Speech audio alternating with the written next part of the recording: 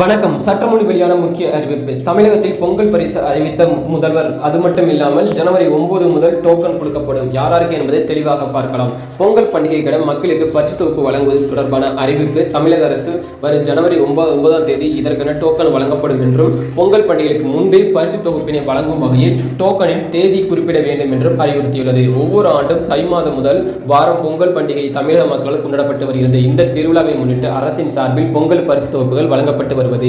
அந்த வகையில் 2024ஆம் ஆண்டுக்கான பொங்கல் பரிசு தொகுப்பினை அறிவிப்பு தமிழக அரசு வெளியிட்டுள்ளது. இந்த பரிசு தொகுப்பினை பெறுவதற்கான டோக்கன் வரும் ஜனவரி 9ஆம் தேதி முதல் வழங்கப்பட உள்ளது.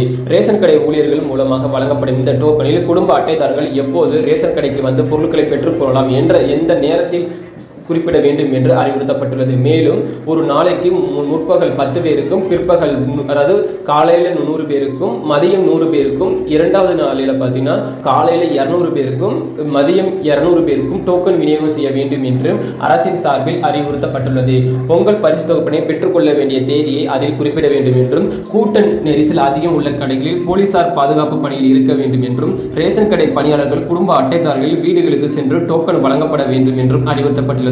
கடந்த ஆண்டு பொங்கல் பரிசு தொகுப்புடன் சேர்த்து 1000 ரூபாய் ரொக்க பணம் தமிழக அரசு சார்பில் வழங்கப்பட்ட நிலையில் நடப்பு ஆண்டில் இதுவரை ரொக்க பரிசு தொடர்பான அறிவிப்பு வெளியாகவில்லை.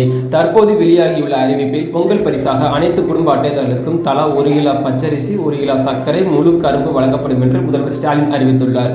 இதில் ரொக்க பரிசு தொடர்பான அறிவிப்பு இல்லாத நிலையில் வரும் நாட்களில் இது குறித்த அறிவிப்பு வெளியாகுமா என்று எதிர்பார்த்து கொண்டு இருக்கின்றனர்.